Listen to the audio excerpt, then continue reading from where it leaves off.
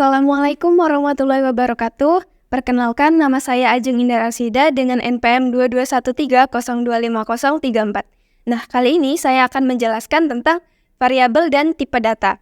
Nah, variabel dan tipe data ini merupakan dua hal yang sangat penting di dalam pemrograman. Tetapi pendeklarasiannya itu bisa berbeda-beda dalam bahasa pemrograman. Nah, tapi biasanya tidak akan beda jauh. Jadi apa sih variabel dan tipe data itu? Nah, sekarang coba teman-teman bayangkan kalau kalian punya barang-barang yang ingin kalian simpan ke dalam kotak. Nah, tapi kita akan menyimpannya sesuai dengan jenisnya. Misalkan kotak pertama, kita ingin menyimpan bola. Nah, jadi kotak pertama hanya diisi dengan bola saja. Lalu kotak kedua kita gunakan untuk menyimpan buku. Dan kotak ketiga kita gunakan untuk menyimpan baju. Nah, nantinya barang-barang ini kan bisa digunakan lagi. Nah, bagaimana caranya kita mencari barang tersebut tanpa membutuhkan waktu yang lama, tanpa harus membuka semua kotaknya. Nah, caranya itu kita bisa berikan label di kotaknya. Next slide. Nah, misalkan di kotak pertama kan tadi kita gunakan untuk menyimpan bola, maka kita berikan label dengan nama bola. Lalu di kotak kedua kita gunakan untuk menyimpan buku, maka kita berikan label bernama buku. Dan begitu juga di kotak ketiga, kita berikan label bernama baju. Nah, inilah yang kita sebut dengan variabel dan tipe data.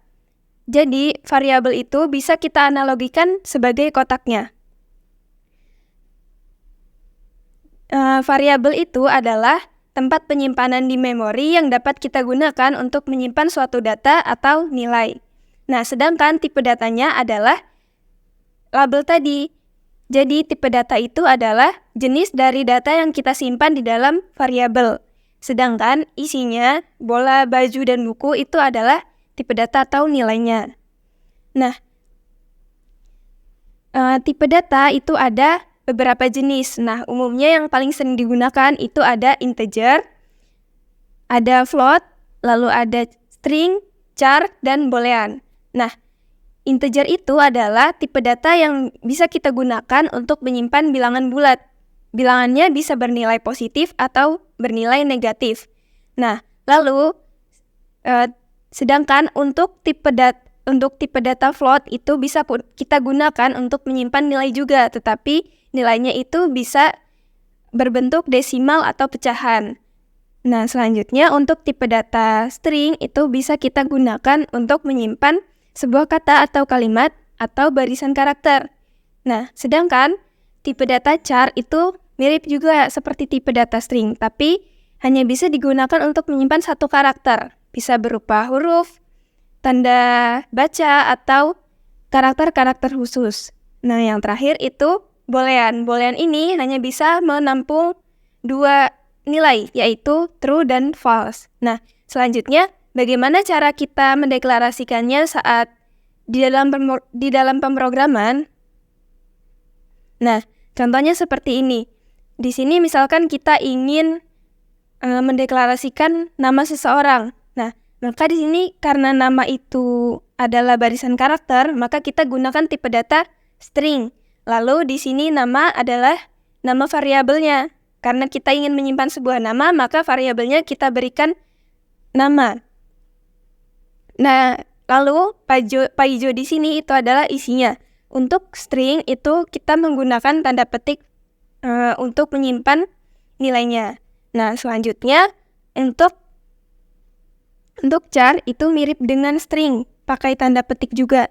Jadi di sini tipe datanya char, lalu kita akan menyimpan huruf, maka variabelnya kita beri nama huruf, dan di sini kita menyimpan huruf A. Nah, selanjutnya ini ada pendeklarasian integer. Integer ini biasanya hanya dituliskan int. Lalu di sini kita ingin menyimpan sebuah bilangan bulat yaitu 20. Nah, lalu di sini kita berikan nama bilangan dan yang ingin kita simpan yaitu bilangannya 20. Nah, selanjutnya untuk pendeklarasian float itu di sini tetap kita tulis float, lalu bilangan itu untuk nama variabelnya dan yang ingin kita simpan. Nah, di sini ini bilangan desimal 10,5. Untuk integer, float, dan boolean itu tidak perlu menggunakan tanda petik. Nah, selanjutnya untuk boolean di sini tipe datanya boolean, lalu nama variabelnya A, dan ini bisa kita isikan true atau false karena di sini kita isikan true. Nah, biasanya untuk boolean itu sering digunakan untuk parameter if else. Nah, jadi misalkan if A, parameternya itu A yang tadi sudah kita deklarasikan, sama dengan itu langsung ke statementnya. Nah, misalkan A ini bernilai true, maka program akan menjalankan statementnya. Nah, misalkan A ini kita deklarasikan false, maka program tidak akan menjalankan statement di bawahnya. Nah, segitu saja penjelasan dari saya akhiri. Wassalamualaikum warahmatullahi wabarakatuh.